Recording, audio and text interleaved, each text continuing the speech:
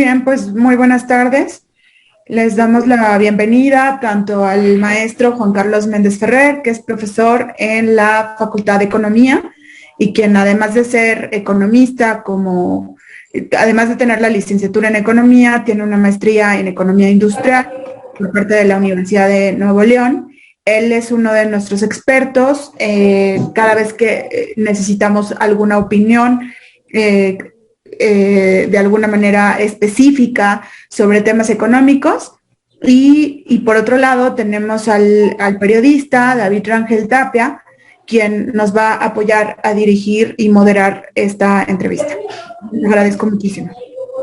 Muchas gracias por tu presentación, Aurelia de la O, quien es directora de comunicación, directora de comunicación e imagen de la Universidad Autónoma de San Luis Potosí. Muchas gracias por esta conversación al maestro Juan Carlos Medina. Méndez Ferrer, sí, exacto. Bien, como ya se había propuesto a la Dirección de Comunicación, el tema es sobre la recesión económica técnica, que se basa en un comunicado oficial del Instituto Nacional de Estadística y Geografía, el INEGI, donde dice que hubo una disminución del 0.1% en términos reales en el trimestre anterior al Producto Interno Bruto, y también en el segundo trimestre, el segundo semestre del año 2021, hubo una baja del 0.4 en el PIB, y eso, según el INEGI, refleja una lenta recuperación económica y una posible recesión técnica. Maestro, ¿cuál es su opinión sobre estos datos? Bueno, efectivamente, pues los datos son fríos y pues sí, desafortunadamente el reporte que hace el INEGI en esta semana, en particular el 31 de enero de este 2022, se publica el boletín sobre la información oportuna del Producto Interno Bruto, y pues se reporta una cifra negativa, y de esta manera tenemos 6 meses, que es la segunda mitad del 2021, pues con números rojos, con un crecimiento negativo medido precisamente por el Producto Interno Bruto. Sin embargo, pues bueno, algunos analistas, algunos economistas, algunas personas toman y califican este acontecimiento de 2 cifras consecutivas en números negativos medidos por trimestre, ya un medio año, lo califican como una recesión técnica. No obstante, aquí hay que hacer una nota aclaratoria importante. Esta manera de calificar una recesión técnica, pues no está sustentada. Fue una propuesta que tiene un origen político, ¿para qué?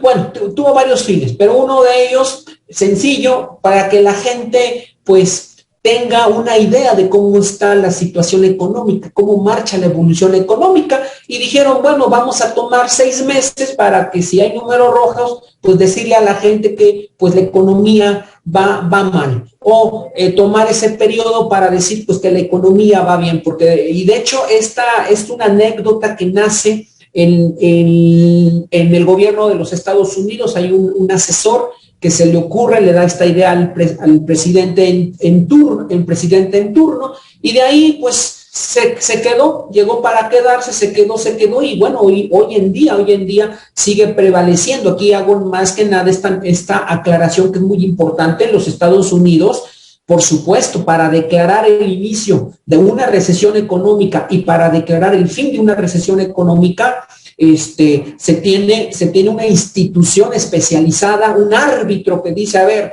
estamos en recesión económica independientemente de los 2 trimestres con números negativos. Y afortunadamente en México, el INEGI el INEGI convocó hace años para que se creara una especie de comité muy similar en los Estados Unidos, para que ese comité, de hecho siguen trabajando, siguen todavía trabajando, todavía no vamos a decir, el comité ya va a decir que entramos en una recesión técnica en México. No, todavía no, porque lleva años. Ahí hay inclusive ahí se sigue discutiendo qué variables económicas debemos de tomar en cuenta para ya ahora sí calificar que estamos en una recesión. Este asunto de recesión técnica, bueno, la llaman así, pero pues realmente es una recesión vista en términos políticos. Hay que tener cuidado. Ahora, sí es un hecho,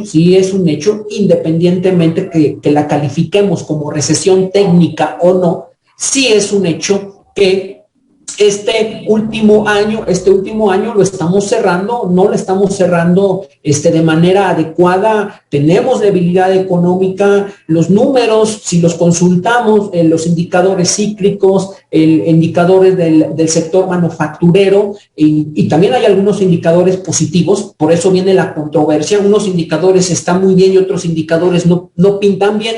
Pero independientemente de que podamos tener estos indicadores mixtos, independientemente de eso, si nos basamos única y exclusivamente en el Producto Interno Bruto, pues no es muy buena noticia, porque este año, a pesar de que tuvimos una recuperación en el segundo trimestre de este 2021, esta recuperación se está desinflando, esta recuperación ha ido a la baja, ha ido de más a menos, desafortunadamente, e inclusive las expectativas de crecimiento para este 2022, pues analistas en México, instituciones en México e instituciones internacionales, pues desafortunadamente cada vez nos están cortando la perspectiva de crecimiento en México, y lo cual pues obviamente es malo, independientemente que entremos en una recesión técnica o no. El panorama económico de este cierre del 2021 y lo que nos espera del 2022, pues al momento, con la información que tenemos y por lo tanto las expectativas que podemos generar,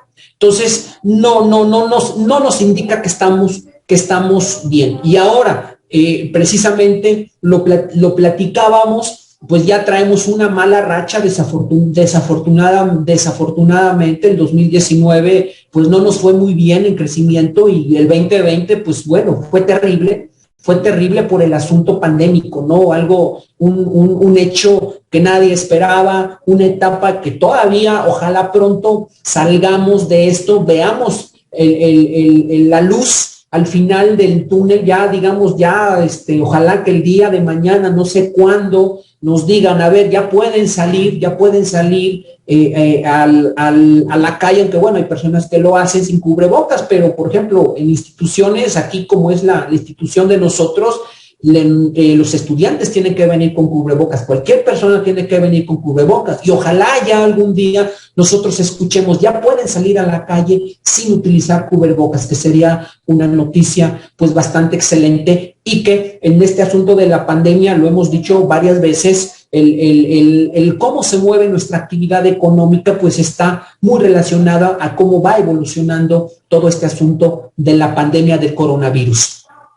Bueno, tiene usted razón, porque el INEGI dice que hay una lenta recuperación económica del país y que el año 2021 cerró con un desplome histórico anual de un acumulado del 8,5% en la disminución real del Producto Interno Bruto. A esta desaceleración o caída o crecimiento negativo de la economía mexicana, yo le sumaría el otro dato que usted dio hace poco en una entrevista que le concedió al periódico El Sol de San Luis, donde dijo que la inflación es de un 7%, muy arriba de lo que el Banco Central, el Banco de México, estimó que debería ser de un 3%. Estos dos datos nos llevan a la palabra esa que usted me combinó hace poco. Por un lado, la la reducción de la velocidad de la recuperación económica y la inflación. Es un término acuñado en Inglaterra en 1965. ¿Cómo le llamó usted? Estanflación. Estanflación, es correcto. Es complicado resolver las dos variables económicas. Y usted comentaba lo que ha sido muy difícil de la recuperación económica de México. Tiene una economía mixta por la pandemia del coronavirus. Pero hay ejemplos en América Latina de que, por ejemplo, Perú y Chile crecieron en su Producto Interno Bruto y no tuvieron un desplome de su economía. Claro, podemos decir, son modelos económicos diferentes, son economías distintas, son países con una población diferente, pero hay otros países en América Latina que tienen buenas perspectivas para el 2021. Panamá, República Dominicana, El Salvador, y es un análisis que hizo Benjamín Gedan, vicedirector del programa América Latina del Centro de Estudios Wilson Center, con sede en Washington. Entonces, viendo todo esto, tenemos una economía mixta y el presidente de México, Andrés Manuel López Obrador, es economista. ¿Influye en estas decisiones la ideología de Carlos Marx y la dictadura del proletariado? ¿Por qué no está funcionando la economía de México en comparación con otros países de América Latina? Bueno, aquí algo muy importante, precisamente al citar otras economías, algo que nos distinguió en la pandemia fue una prioridad por parte precisamente del gobierno federal.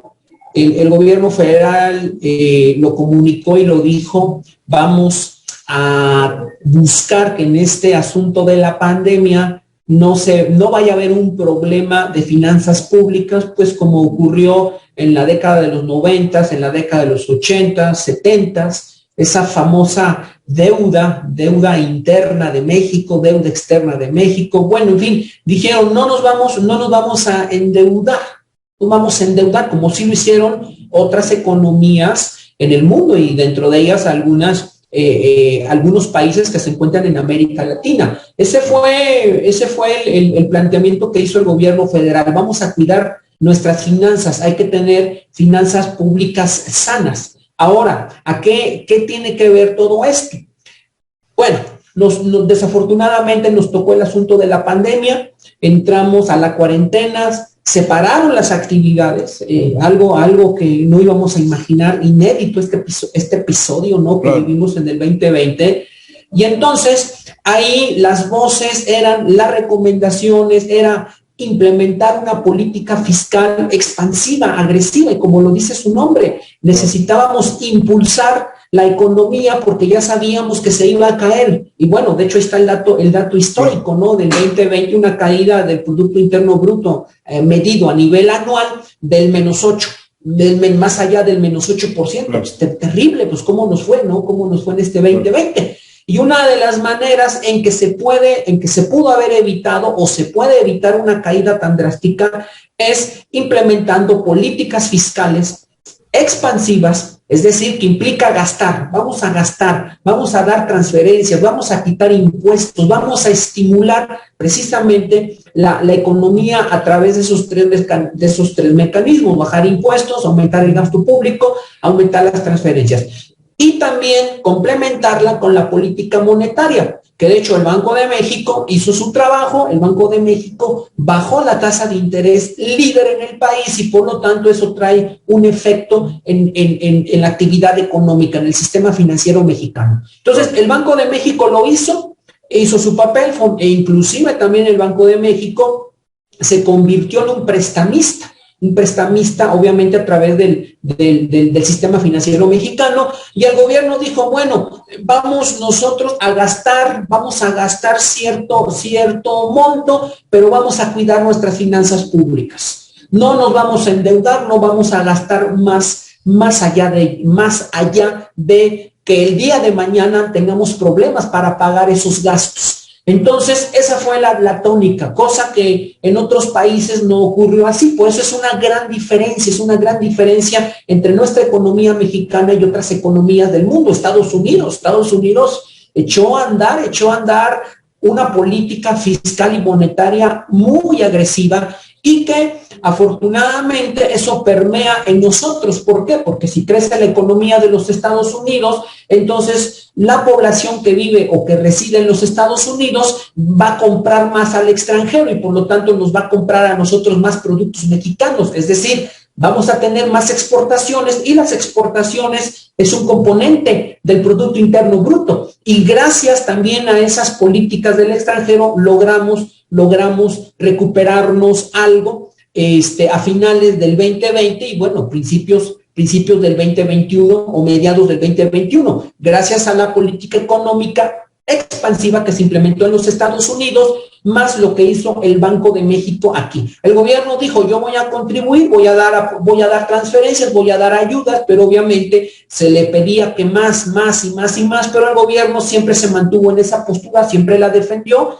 También aquí nunca engañó, dijo, nosotros no vamos a gastar mucho, la prioridad en este asunto pandémico es proteger nuestras finanzas públicas. Y ese fue su postura. De hecho, hasta el día de hoy la mantiene. Por eso es una gran diferencia precisamente que distinguió en este asunto pandémico. Ahora, el tema de la inflación. El tema de la inflación, efectivamente, el año lo cerramos con una inflación más allá del objetivo que tiene el Banco de México, porque esa es su prioridad, procurar la estabilidad del peso mexicano, el poder adquisitivo, y por lo tanto siempre va a estar monitoreando cómo anda la inflación. El objetivo inflacionario del Banco de México es del 3% de manera puntual, con un margen de menos el 1%, es decir, la inflación puede estar moviéndose en una banda del 2% al 4%. ¿Por qué hemos tenido, parece que este episodio de estanflación? Pues bueno, lo dicen los datos, lo vuelvo a insistir, pues el dato del Producto Interno Bruto va a la baja, el crecimiento va a la baja, se va desacelerando, tenemos menos crecimiento, y por el otro lado, pues el tema inflacionario. ¿A qué se debe la inflación? Es consecuencia de dos cosas: la pandemia afectó al sector productivo, se está generando inflación por choques de oferta, apenas el sector productivo se está recuperando. Entonces es malo en un mercado, poniéndolo a nivel microeconómico, es malo que en un mercado haya una reducción de la oferta. Y en este caso la reducción de la oferta pues es el resultado del asunto pandémico. Pero por el otro lado viene una estimulación de la demanda. A pesar de que en México el gobierno no aplicó una política fiscal expansiva, no obstante, el resultado de la política monetaria que llevó a cabo el Banco de México, más lo que hicieron los Estados Unidos, el gobierno de los Estados Unidos, porque sabemos que es nuestro principal socio comercial, eso está permeando en un aumento de la demanda. Entonces, no es una muy buena combinación que, por un lado, a nivel nacional macro, se esté reduciendo a nivel macro la oferta, y por el otro lado aumente la demanda. Eso es una muy mala combinación que provoca que suban los precios. Por lo tanto, eso es lo que precisamente estamos viendo. Pero no obstante, el Banco de México otra vez va a tener que implementar, va a tener que echar reversa a esa política monetaria expansiva. Ahora vamos a esperar, pues ya este mes de febrero, vamos a esperar la primera reunión en el año de la Junta de Gobierno del Banco de México, y van a empezar a subir las tasas de interés. Y eso para frenar precisamente o desestimular el incremento que puede tener la demanda agregada en una economía y que de esta manera el asunto inflacionario, pues los próximos datos o publicaciones sobre la inflación, pues ya empecemos a ver una tendencia a la baja. Es decir, si ahorita estamos arriba del 7%, pues en los primeros meses que la inflación se reporte al 6.70, al 6.80 y después al 6.50, en fin, que vaya bajando. Mientras tanto, también hay que ver cómo va evolucionando esta cuarta ola de contagios. Esperemos que vaya a la baja, esperemos que ya no venga una quinta ola, esperemos que aumente el asunto de la vacunación. Y también algo bien importante, hoy en día tenemos más información o se tiene más información pues de cómo es este asunto del coronavirus, cosa que en marzo del 2020 pues no teníamos tanta información. Hoy cuando menos pues ya estamos más informados, ya el mundo científico en el área de la salud pues bueno, tiene un mejor conocimiento y eso nos puede ayudar muchísimo al día de hoy, después ya casi de 2 años, tener información que nos permita contar con esas bases para decir, bueno, pronto vamos a salir de este problema, de esta terrible pandemia y por lo tanto también que se recuperen el sector productivo para volver probablemente a finales de este año pues a una inflación de un 6%, un 5.50% y probablemente hasta el 2023 estemos hablando de una inflación dentro de la banda del 2% al 4%, pero esa es una situación así general. Bien, yo agregaría las remesas que están enviando los mexicanos de Estados Unidos a los familiares en México, que han ayudado mucho las remesas. Usted habló de el consumo, la oferta y la demanda de bienes y servicios. Y esto nos lleva a un diagnóstico de algunas voces de economistas. Dicen que no, el gobierno de México, y eso quedó en sí, Marx y la dictadura del proletariado y todas esas doctrinas económicas del marxismo están aplicadas en la economía, en el modelo de economía mixto de Andrés Manuel López Obrador, pero no invirtió en la producción industrial. La reactivación tiene problemas de capacidad por el transporte de carga marítima y la escasez de ciertos productos industriales como los microchips utilizados por las fábricas automotrices, que son la columna vertebral del sector exportador mexicano, están varados en algún puerto marítimo. Tuvo que ver la ideología marxista, socialista, esa doctrina económica en la decisión de no invertir en la producción industrial y en no rescatar a la industria automotriz, que hubiera podido hacerse por algunos diversos métodos.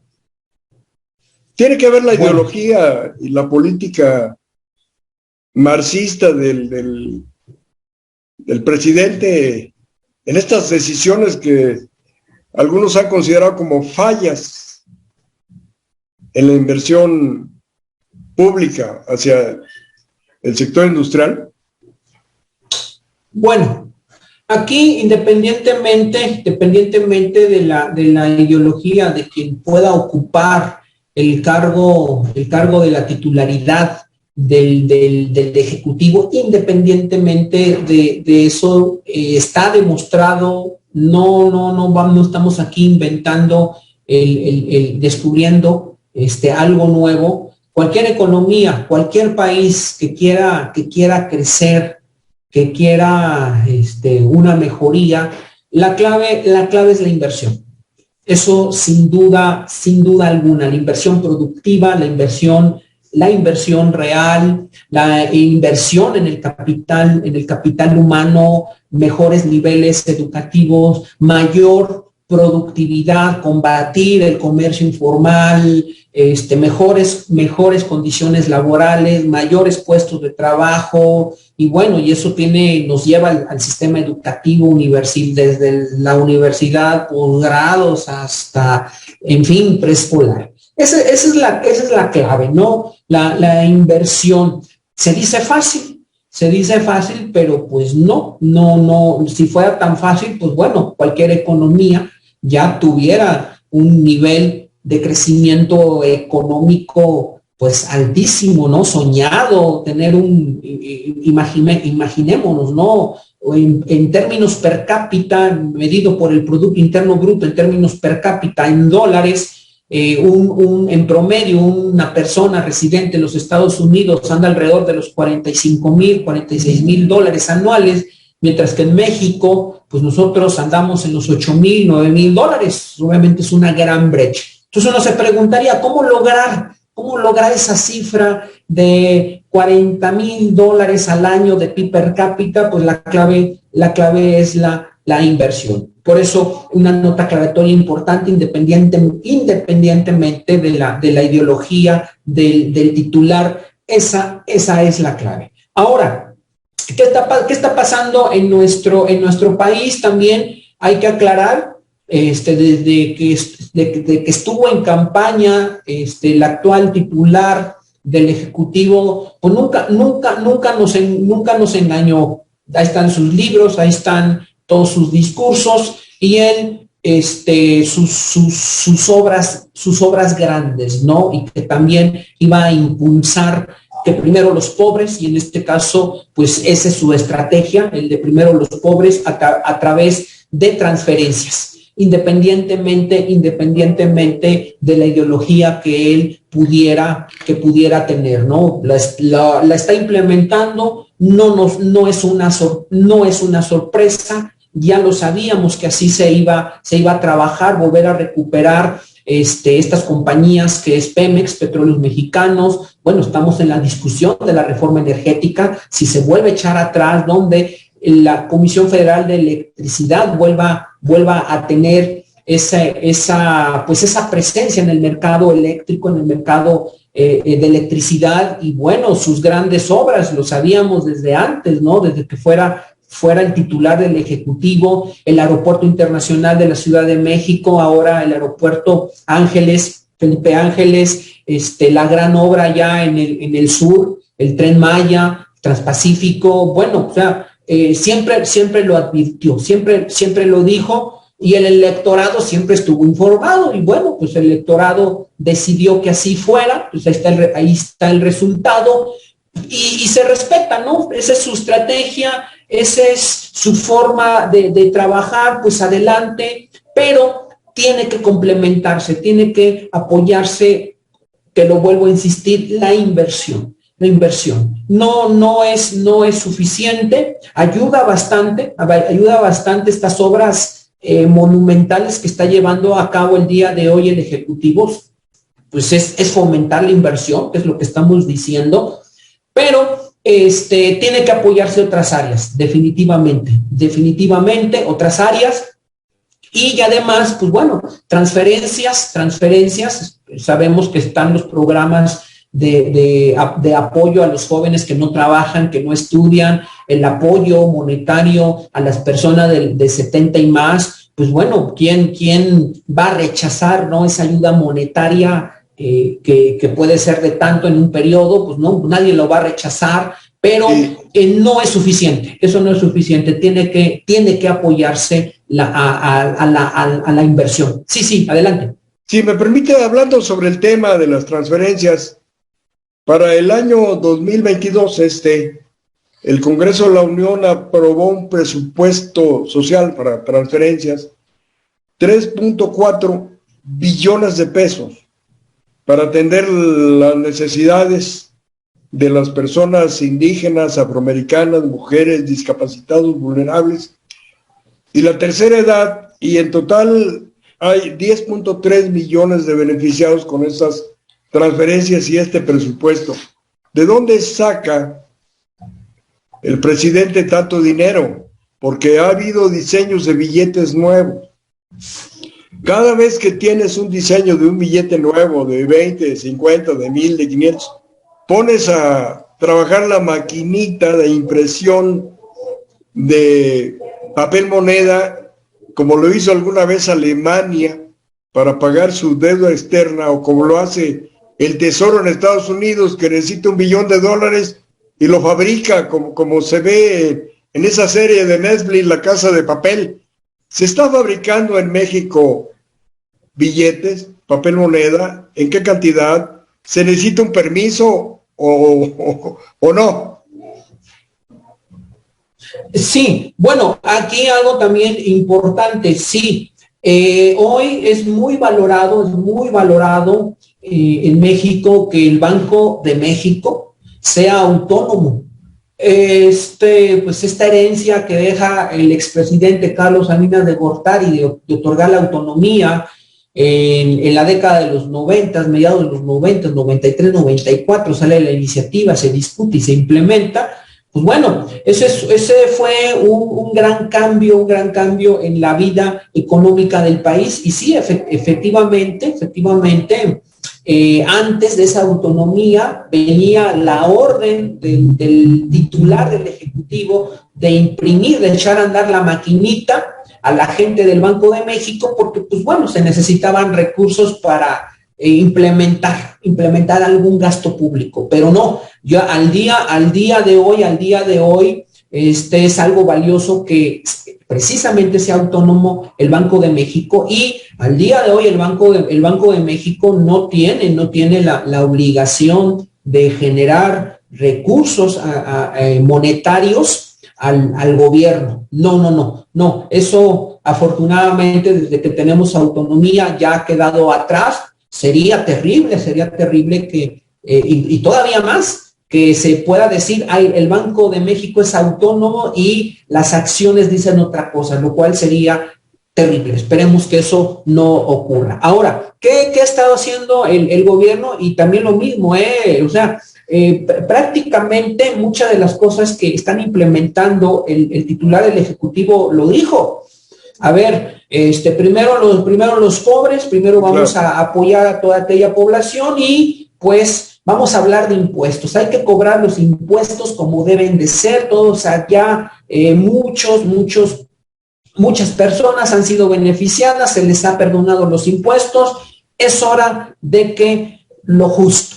Entonces lo ha implementado, no ha sido algo que nos sorprenda, y de ahí ha venido parte del dinero, pues para, obviamente, cubrir el gasto público. Porque sí, ya sabemos que cuando una economía decrece, como fue el terrible 2020, el PIB cae, y si cae el Producto Interno Bruto, cae la recaudación fiscal. Entonces uno dice, bueno, ¿de dónde se está cubriendo todo ese gasto si la economía cae, ¿no? Y ahorita que estamos en un episodio de lento crecimiento, pues hay ese foco rojo, que bueno, si cae la actividad económica hay menos recaudación fiscal, pero no. El gobierno federal pues ha implementado a través de cobrar los impuestos como debe de ser, y pues le está dando resultados de tal manera que se está reflejando pues en los gastos que está emprendiendo,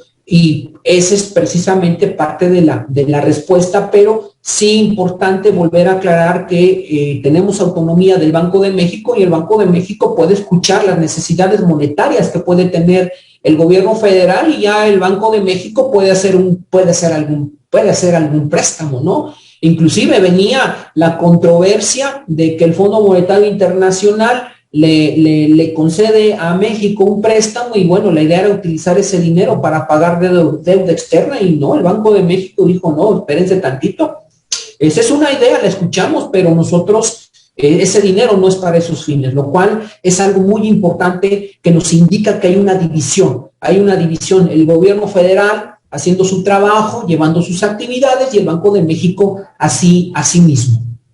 Regreso al concepto o a la doctrina de la dictadura del proletariado, porque el presidente del Banco de México lo designa el presidente de la República, y su maquinaria electoral, que es mayoría, como antes lo fue el PRI en el Congreso de la Unión, ratifica al presidente del Banco de México. Es una autonomía sospechosa. Bueno, sí, efectivamente, una de las responsabilidades que tiene el titular del Poder Ejecutivo es hacer la propuesta del nombramiento de los miembros de la Junta de Gobierno. Aunque aquí habría que ver, hay que recordar que la Junta de Gobierno está formado por cinco integrantes. Afortunadamente, hasta el día de hoy, bueno, obviamente la última reunión todavía no estaba Victoria Rodríguez, que es la nueva gobernadora de la Junta de Gobierno del Banco de México. Por supuesto que estamos a la expectativa, estamos con esa curiosidad técnica, académica, de que, bueno, ¿cómo va a ser esta primera reunión del año ahora en febrero, en este mes? Al frente de una nueva persona propuesta, por supuesto. Viene esa especulación de que pues la nueva gobernadora pues va a hacer lo que diga el Ejecutivo. Yo pondría en duda, afortunadamente, los otros cuatro miembros, han manifestado a través de las diferentes reuniones su análisis crítico, su precisamente independencia, tienen libertad de expresión y decir obviamente lo que manifiestan, por supuesto, con los tecnicismos que implican, y han mostrado debate, ahora que se incorporó, que fue de hecho propuesto también por el Ejecutivo Gerardo Esquivel y Jonathan Heath, Irene Espinosa y Galia Borja ya estaban, pero ellos que se han incorporado y que han sido nombrados por el Ejecutivo han mostrado autonomía, han mostrado sus tecnicismos, han hecho debate. Yo esperaría que este debate continuara, independientemente que, pues obviamente, Victoria Rodríguez pues esté ligada al Ejecutivo. Yo esperaría esa discusión y, a final de cuentas, las decisiones del Banco de la Junta de Gobierno es una decisión entre ellos cinco, esa votación. Ahora, en un empate, pues sí, quien tiene el voto de calidad es Victoria Rodríguez, pero vamos a ver cómo se da el debate. Yo esperaría, independientemente de los nombramientos y de que estén ligados o relacionados al Ejecutivo, insisto, yo esperaría que siguiera este debate sano, este debate técnico que han mostrado los miembros, y creo que han estado a la altura y han mostrado esa autonomía que tiene el Banco de México. Maestro, quiero regresar. Estoy conversando con el maestro Juan Carlos Méndez Ferrer, maestro de la Universidad Autónoma y catedrático de la Facultad de Economía. Quiero regresar a estas variables económicas. Usted habló del consumo, de los ingresos y del desempleo. Hay una crítica a las decisiones económicas del gobierno federal y de la Secretaría de Hacienda, en el sentido que no han privilegiado la inversión privada. La inversión pública está focalizada en proyectos al sureste, en energéticos. Hay una desconfianza de los inversionistas extranjeros y nacionales por la contrarreforma energética o la reforma energética, que les da una incertidumbre, porque empresas de energía renovable consideran que es un retroceso hacia los combustibles fósiles, porque frena la inversión.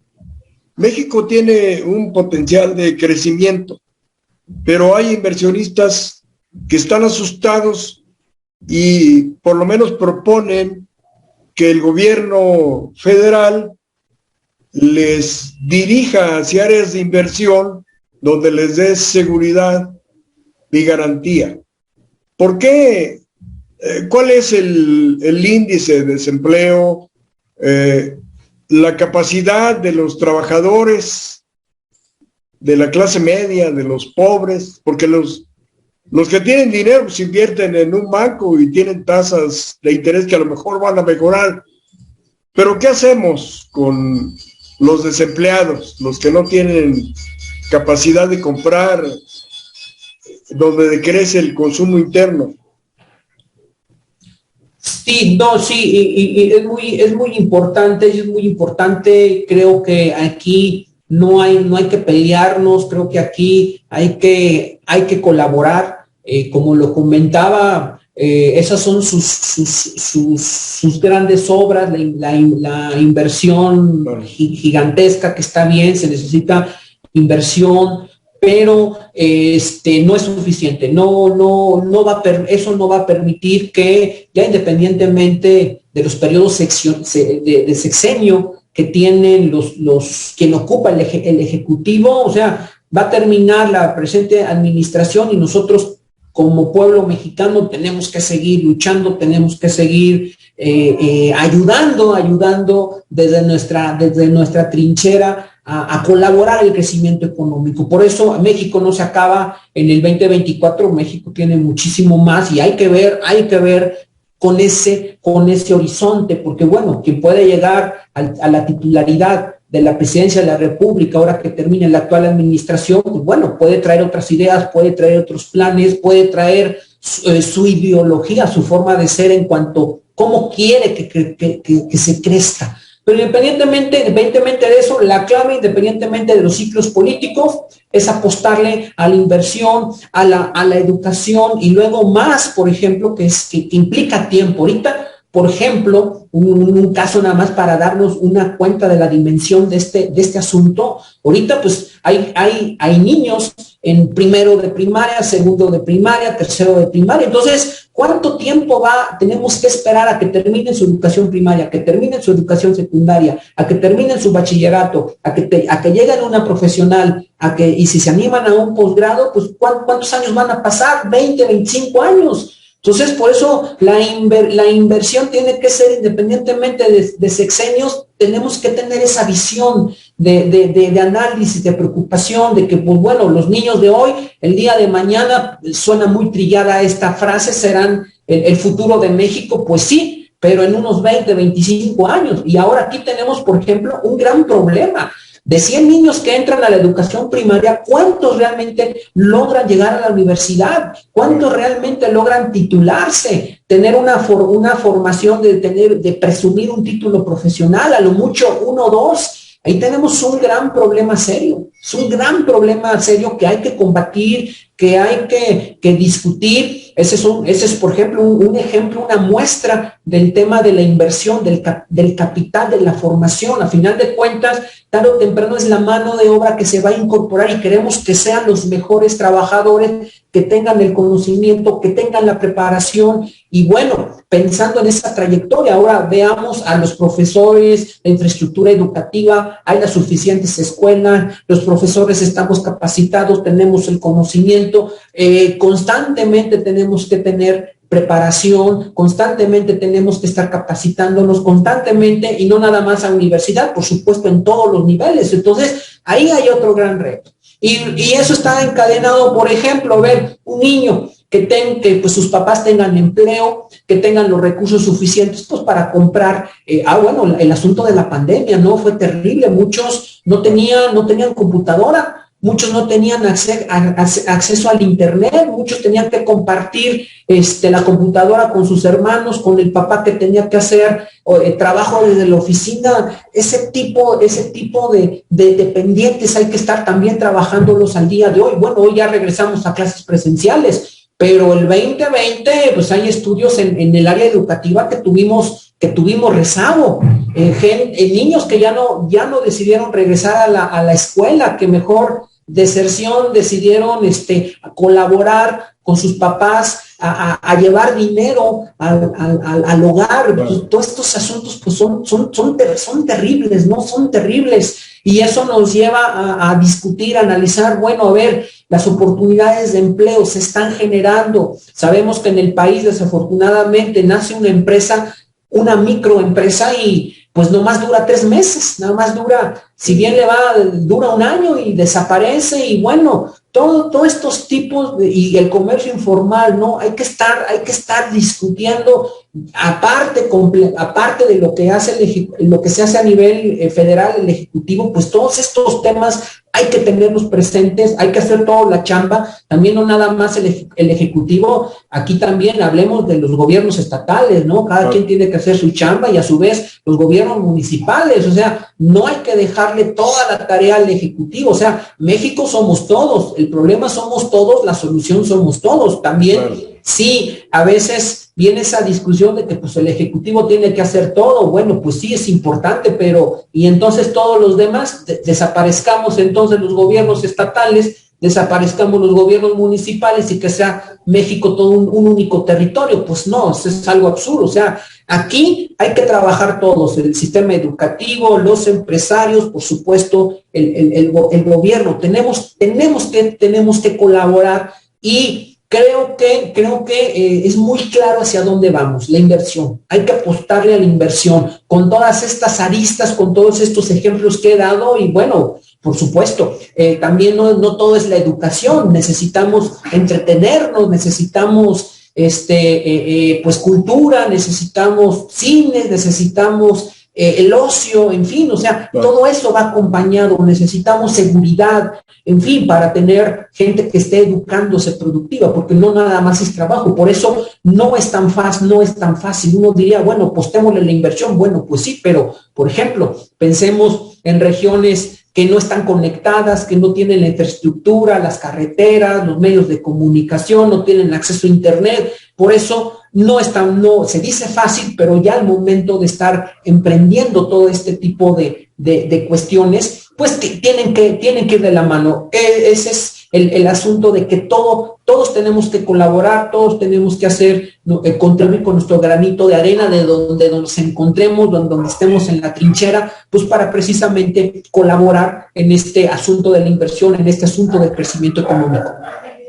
La universidad está celebrando sus primeros 100 años de autonomía universitaria. Entiendo que es una autonomía académica y tal vez financiera, pero creo que le deben algunos entes públicos, y no sé si el gobierno federal, le deben algunos ingresos a la Universidad Autónoma. ¿Cómo está la economía de la Universidad Autónoma para que siga siendo no solo fuente de conocimiento, sino de vinculación con la cadena productiva, con los negocios?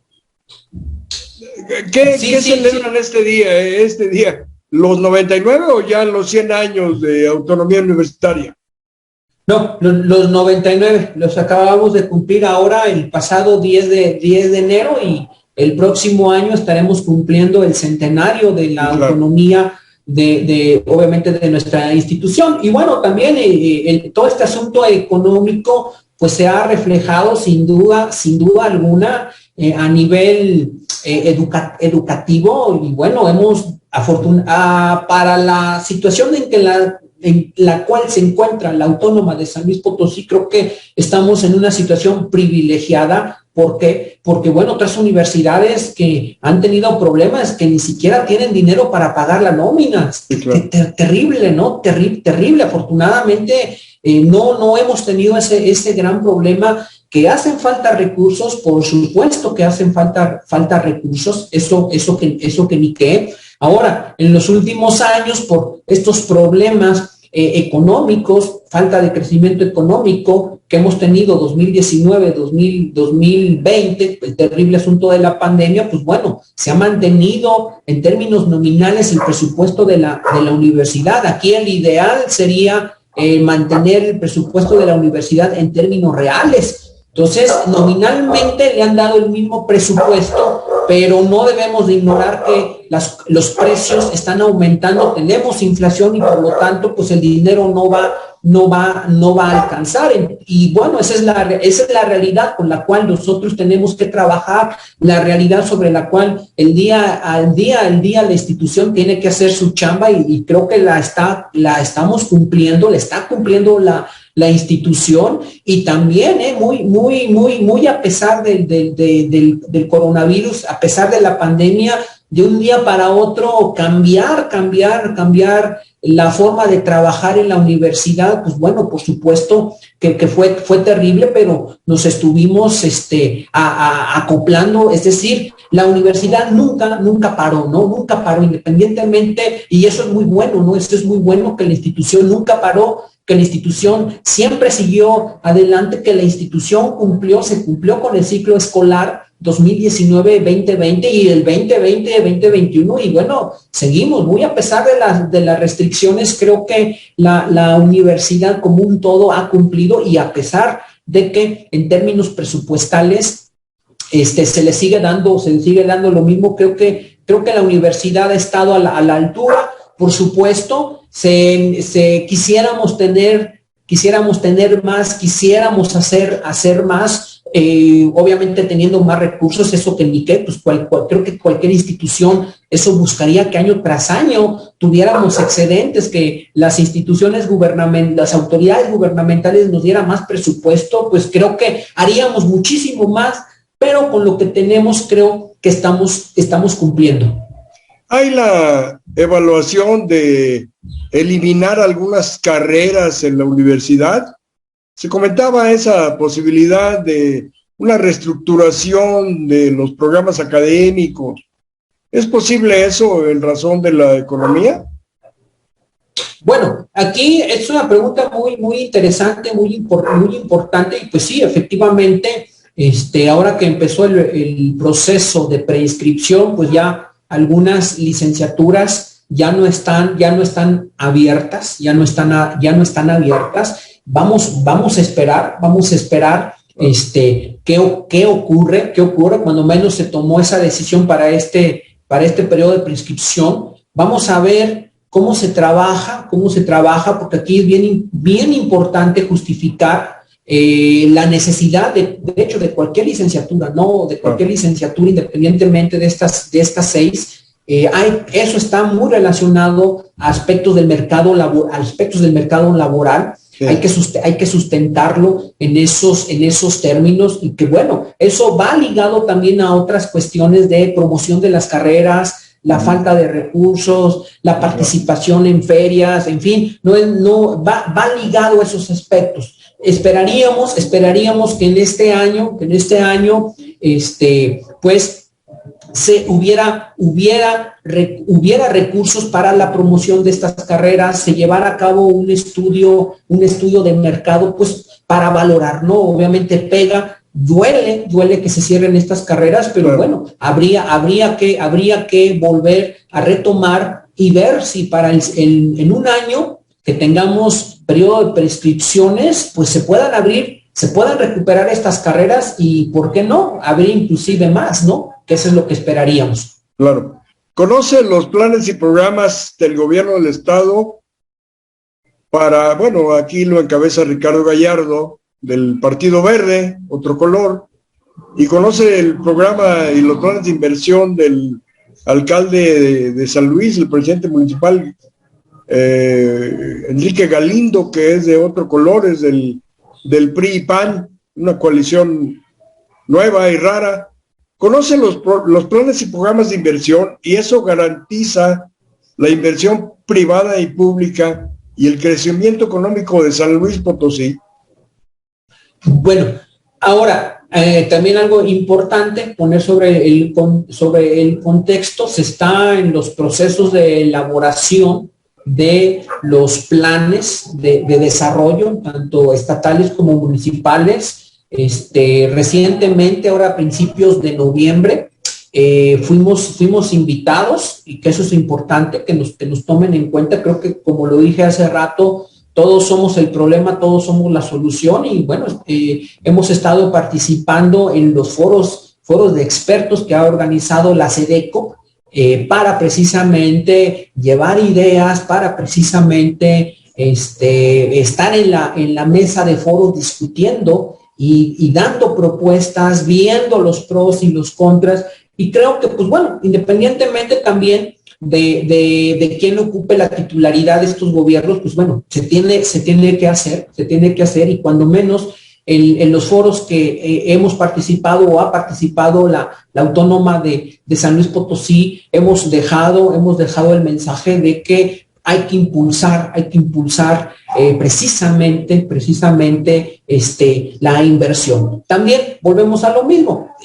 Cada titular va a traer sus propias ideas, sus propios acciones, sus estrategias a implementar, pero se respetan, por supuesto, contribuyen, van a colaborar, pero nunca dejar de lado los esfuerzos hacia la inversión. Y bueno, lo hemos visto, por ejemplo, pues con esta novedad de las placas gratuitas, las licencias gratuitas, pues bueno, pues es una idea que traía, pues bueno, y qué bien, ¿no? Uno dice, pues, ¿quién no diría, pues regálenme las cosas, ¿no? Pues sí. Por supuesto, ¿no? Por supuesto nadie le va a decir, no, pues no, yo quiero que me cobres las placas, no, yo quiero que me cobres la licencia, pues no, creo que nadie lo va a decir, se respeta, esa es parte de lo que ya sabíamos, pero independientemente de eso, que se complemente y se trabaje, vuelvo a insistir, en la clave que es la inversión.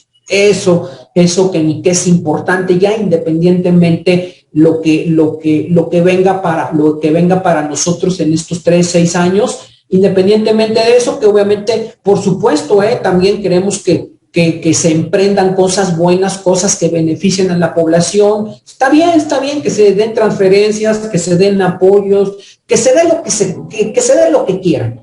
Obviamente también, por supuesto, cuidando las finanzas públicas también, ¿no? Hay que tener muchísimo cuidado, también no se puede gastar al ahí se va, pues independientemente que sea el gobierno, sucede a nivel de finanzas personales también. Nosotros no podemos ponernos a gastar lo que no tenemos, ¿no? O sea, eso sucede en cualquier nivel, pero independientemente de esto, vuelvo a insistir, no descuidar el apoyo y el fomento a la inversión. Eso es clave si queremos tener una economía mucho mejor. Y vuelvo a insistir, esto de tener una buena economía y alcanzar aquellos, en el caso de Estados Unidos, su crecimiento económico, salir de una economía emergente, no va a ser esto de 6 años, 3 años, 4 años, ¿no? O sea, si bien nos va, estos frutos, si se empieza a trabajar desde hoy, y bueno, siempre lo hemos escuchado, trabajar desde antes para que el día de mañana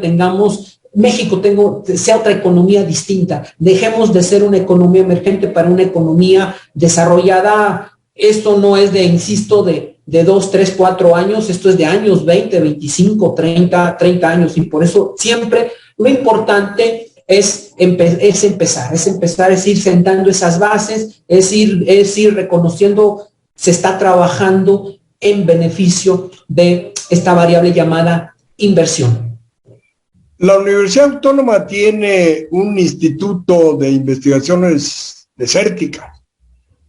¿Alguien pensó alguna vez que construir un casino en el altiplano potosino, donde estaríamos a la mitad de la nada, podría ser una inversión que genere empleos, consumo, sobre todo porque ya lo hizo alguna vez la mafia italiana en Las Vegas?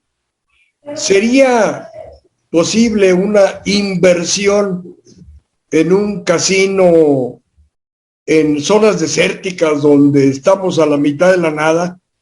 ¿Y qué investigación o qué asesoría en la inversión podría generar el Instituto de Zonas Desérticas? Bueno, era una muy buena pregunta que va a complementar precisamente lo que he dicho en relación con el asunto de la inversión. Vuelvo a insistir, la inversión es importante, pero también hay que cuidar los recursos y las capacidades de cada región. Sin duda alguna. Los recursos y las capacidades que pueda tener todos los municipios de la zona altiplano, pues obviamente son muy distintos a los de la zona huasteca, son muy distintos a la zona centro, son muy distintos a las regiones que pueda tener Durango, que pueda tener Zacatecas, que puedan tener los estados de la frontera, que pueda tener Veracruz, que es puerto, que pueda tener Chiapas, que es frontera al sur. No, por supuesto. No se trata de invertir por invertir, es decir, sería absurdo de decir, bueno, vamos a invertir una empresa petrolera, ¿no? Acá en el altiplano, en una zona donde no hay petróleo, no se trata, o sea, no es nada más, órale, vamos a invertir al ahí se va, no, por supuesto que no. Hay que cuidar los recursos, las capacidades, hay que hacer estudios de mercados, es decir, la mano productiva, hay un mercado que me va a comprar, no me va a comprar, por eso es lo que digo, no es nada más invierte por invertir, no es una cosa tan fácil, y qué bueno que me hace esa pregunta. ¿Por qué? Porque pues aquí yo tengo la oportunidad de complementar también, o hay que cuidar nuestros recursos y capacidades. Por ejemplo, que quisiéramos nosotros aquí tener inversiones y ser un productivo de tecnología de punta, pues no, o sea, vámonos ubicando, eso quisiéramos hacer competencia, pues, tener premios Nobel en ciencias, en medicina, pues no, o sea, vámonos despacito, vámonos de acuerdo a nuestros recursos y capacidades. Por eso sí, tenemos que empezar, ¿no? Por eso zona huasteca, es el turismo, pensar en aprovechar todos esos recursos que tiene, pues acá la zona altiplano, pues tenemos a Real de 14, quisiéramos que otras zonas, pero bueno, donde pues no hay, es decir, hay que orientar las inversiones, ¿no? De acuerdo a los recursos y las capacidades, al mercado, o sea, no es nada más, órale, lanza por lanzar las inversiones, no, o sea, si de por sí los recursos son escasos y todavía derrochándolos sin sentido, sin planeación, sin lógica, pues no, estaríamos peor. Claro, pero está fabricando vacunas para el coronavirus. Entiendo que haya un esfuerzo en ese sentido en la universidad. Sí. No, sí, por supuesto, si nosotros como universidad podemos ayudar, y bueno, y de hecho, pues qué bueno, ahí se ve el reflejo de trabajo de la universidad, que ahora pues ya ofrece al público, ¿cómo se llama? El detectar el si alguien está contagiado, y que ojalá la universidad, así es, sí, las pruebas, y que bueno, que ojalá la universidad esté trabajando y no lo dudo en buscar una vacuna, alguna solución, lo cual vuelvo a insistir, ¿no? Ahí está el trabajo, la presencia precisamente de la universidad, pues contribuyendo también, obviamente, vuelvo a insistir, a los recursos y capacidades. Pues ha sido una maravillosa conversación con el maestro en economía Juan Carlos Méndez Ferrer, de la Universidad Autónoma de San Luis Potosí. Yo quisiera pedirle que si nos da un mensaje final, una esperanza, alguna posibilidad de poder salir de esta situación, y yo se lo agradezco.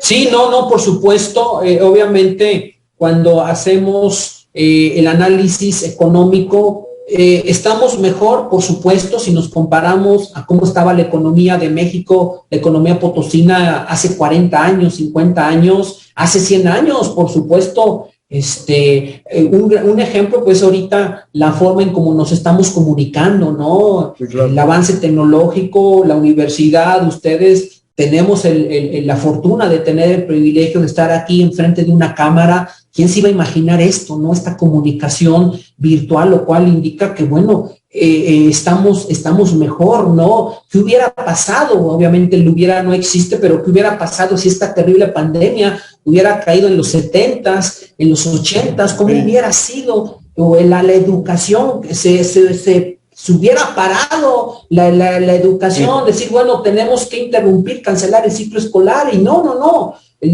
todo siguió su marcha y qué bueno, ciertamente no todos, y ahí viene el gran reto, que creo yo firmemente que pudiéramos estar mejor. Eso que ni qué. Pudiéramos estar mejor, y ahí es donde hay que hacer hincapié. Trabajar todos, colaborar todos para que el día de mañana estemos mejor, y los que no tengan oportunidades, que las tengan. Eso sería mi mensaje final. Espero que podamos conversar en otra ocasión sobre otros temas, y ojalá que nuestra amiga Aurelia de la O, directora de Comunicación e Imagen de la Universidad Autónoma de San Luis Potosí, nos genere un enlace para volver a platicar con esa pasión que usted demuestra en los temas de economía. ¿Ah? Aquí. Sí, aquí está ya nuestra amiga Aurelia de la O. Aquí estaba. He escuchado toda la entrevista, le agradezco mucho, profesor, por todas sus opiniones sustentadas en sus propios conocimientos y su propia especialización, y por supuesto al periodista David Rangel Tapia por sus atinadas preguntas y la dirección de esta entrevista. Muchísimas gracias a ambos por este esfuerzo, y pues estamos en comunicación. Sí, espero que nos des oportunidad de conversar de nuevo. Claro que sí, gracias a ambos. Al contrario, estamos a las órdenes.